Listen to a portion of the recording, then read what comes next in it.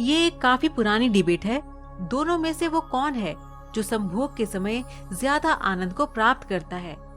आपको शायद ये जानकर काफी हैरानी होगी कि महाभारत और ग्रीक यानी यूनान की देव गाथाएं दोनों में ही इस रहस्य की कुंजी छिपी हुई है। आइए आपको बताते हैं दो ऐसी पौराणिक कहानियों के बारे में जिनमें ये गूढ़ रहस्य छिपा है और जिनको पढ़ के आप भी दांतों तले उंगलियां दबा लेंगे।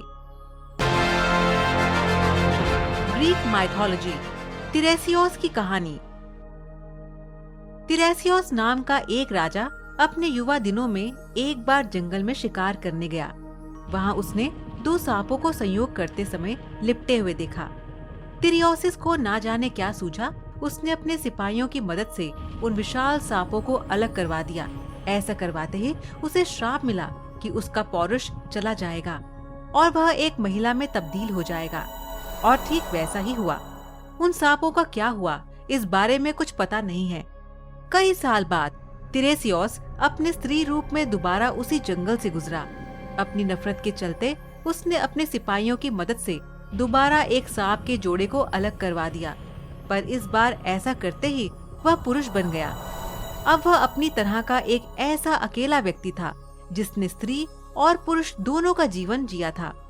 उसी समय ग्रीक भगवान जियोस और उनकी पत्नी हीरा में विवाद चल रहा था कि सेक्स कौन ज्यादा एंजॉय करता है, स्त्री या पुरुष। उन्होंने तिरेसियोस को बुलवा भेजा। तिरेसियोस ने जियूस और हीरा के सवाल का एकदम सीधा और सटीक जवाब दिया। महिलाएं पुरुषों से 9 गुना ज्यादा सेक्स का आनंद उठाती हैं। इस जवाब से हीरा बहुत नाराज हो गया और उन्होंने तिरेसियोस पर ऐसा वार किया कि वह अंधा हो गया। जियूस अपने आप को तिरेसियोस के अंधेपन के लिए जिम्मेदार मानने लगा और उन्होंने उसको भविष्य देखने का वरदान दिया। लगभग दुनिया की हर संस्कृति में ऐसे देवी देवता हैं जो स्त्री पुरुष का संबंध खूबसूरती से दर्शाते हैं। भारत में ऐसी प्रतिमा है अर्धनारीश्वर की। अर्धनारीश्वर का अर्थ ये हुआ कि आपका ही आधा व्यक्तित्व आपकी पत्नी और आपका ही आधा व्यक्तित्व आपका पति हो जाता है। आपकी ही आधी ऊर्जा स्त्रैण और आधी पुरुष हो जाती है। तब इन दोनों के बीच जो रस और लीनता पैदा होती है, उस शक्ति का कहीं कोई विसर्जन नहीं होता। महाभारत में भी वर्णन है काम रस का। एक बार युधिष्ठिर अपने पितामह भीष्म के पास गए और बोले, हे तातश्री, क्या आप मेरी एक दुविधा सुलझाएंगे? क्या आप मुझे सच सच बताएंगे कि स्त्री या पुरुष दोनों में से वो कौन है जो संभोग के समय ज्यादा आनंद को प्राप्त करता है? इस पर भीष्म बोले, इस संबंध में तुम्हें भंगस्वाना और सकरा की कथा का वर्णन करता हूँ। भंगस्वाना और सकरा की कथा। बहुत समय पहले भंगस्वाना नाम का एक राजा रहता था। वह न्यायप्रिय और बहुत यशस्वी था, लेकिन उसके कोई पुत्र नहीं था। उस राजा ने एक अनुष्ठान किया जिसका नाम था अग्निष्टुता। क्योंकि उस हवन में केवल अग्नि भगवान का आदर हुआ था, इसीलिए देवराज इंद्र काफी क्रोधित हो गए। इंद्र ने अपने गुस्से को निकालने के लिए एक मौका ढूंढने लगे ताकि राजा भंगस्वाना से कोई गलती हो और वे उसे दंड दे सके। पर भंगस्वाना इतना अच्छा राजा था कि इंद्र को कोई मौका नहीं मिल रहा था, जिस कारण से इंद्र का गुस्सा और बढ़ता जा रहा था। एक दिन राजा शिकार पर निकला। इंद्र ने सोचा यही सही समय है अपने अपमान का बदला लेने का, और इंद्र ने राजा को सम्मोहित कर दिया। राजा भंगस्वाना जंगल में इधर उधर भटकने लगा। अपनी सम्मोहित हालत में वह सब सुध खो बैठा। ना उसे दिशाएं समझ आ रही थी और ना ही अपने सैनिक दिख रहे थे। भूख प्यास ने उसे और व्याकुल कर दिया था। अचानक उसे एक छोटी सी नदी दिखाई दी जो किसी जादू से सुंदर लग रही थी। राजा उस नदी की तरफ बढ़ा और पहले उसने अपने घोड़े को पानी पिलाया और फिर खुद पिया। परंतु जैसे ही राजा ने नदी के अंदर प्रवेश किया और पानी पिया, उसने देखा कि वह बदल रहा है। धीरे धीरे वह एक स्त्री में बदल गया। शर्म से बोझल वह राजा जोर जोर से विलाप करने लगा। उसे समझ नहीं आ रहा था कि ऐसा उसके साथ क्यों हुआ। राजा भंगस्वाना सोचने लगा, हे प्रभु, इस अनर्थ के बाद मैं कैसे अपने राज्य वापस जाऊं? मेरे अग्निष्टता अनुष्ठान से मेरे 100 पुत्र हुए हैं, उन्हें मैं अब कैसे मिलूंगा? क्या कहूँगा?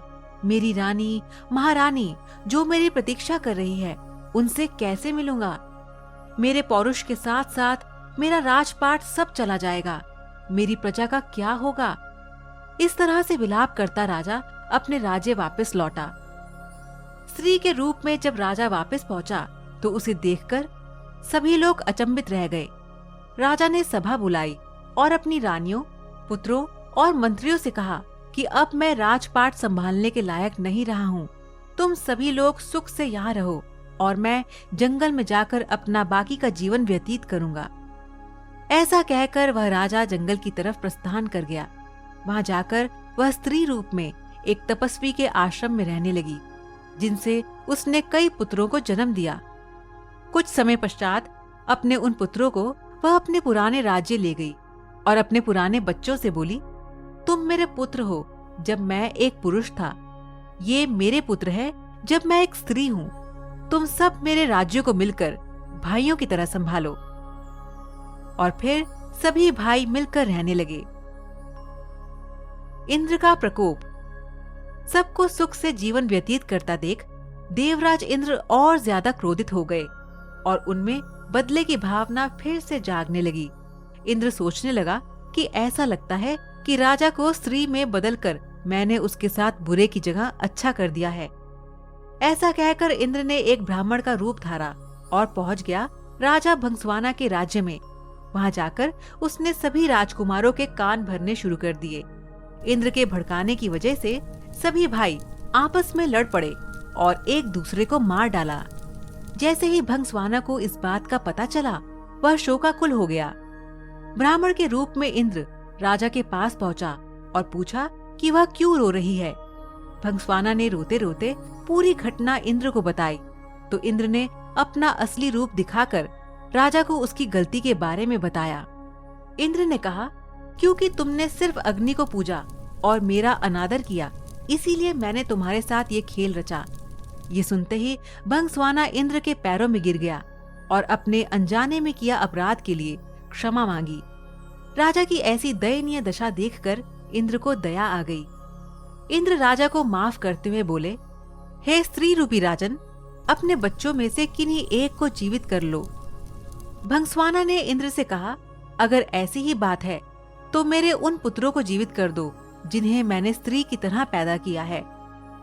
हैरान होते हुए इंद्र ने इसका कारण पूछा तो राजा ने जवाब दिया, हे इंद्र, एक स्त्री का प्रेम एक पुरुष के प्रेम से बहुत अधिक होता है, इसीलिए मैं अपनी कोख से जन्मे बालकों का जीवन दान मांगती हूँ। भीष्म ने इस कथा को आगे बढ़ाते हुए युधिष्ठिर को कहा कि इंद्र ये सब सुनकर प्रसन्न हो गए और उन्होंने राजा के सभी पुत्रों को जीवित कर दिया। इसके बाद इंद्र ने राजा को दोबारा पुरुष रूप देने की बात की।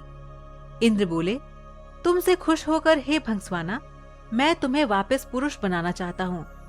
पर स्त्री रूपी राजा ने साफ मना कर दिया। स्त्री रूपी भंसवाना बोला, हे देवराज इंद्र, मैं स्त्री रूप में ही खुश हूँ और स्त्री ही रहना चाहता हूँ। ये सुनकर इंद्र उत्सुक हो गए और पूछ बैठे कि ऐसा क्यों राजन, क्या तुम वापस पुरुष बनकर अपना राजपाट नहीं संभालना चाहते? भंसवाना बोला, क्योंकि संभोग के समय स्त्री को पुरुष से कई गुना ज्यादा आनंद, तृप्ति और सुख मिलता है, इसीलिए मैं स्त्री ही रहना चाहूंगा। इंद्र ने तथास्तु कहा और वहां से प्रस्थान कर गया। भीष्म बोले, हे युधिष्ठिर, ये बात स्पष्ट है कि स्त्री को संबंधों के समय पुरुष से ज्यादा सुख मिलता है।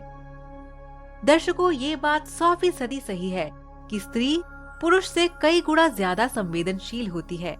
आपका क्या कहना है इस विषय के बारे में? आप इसका जवाब हमें नीचे कमेंट बॉक्स में दीजिए। हमें आपके जवाब का इंतजार रहेगा।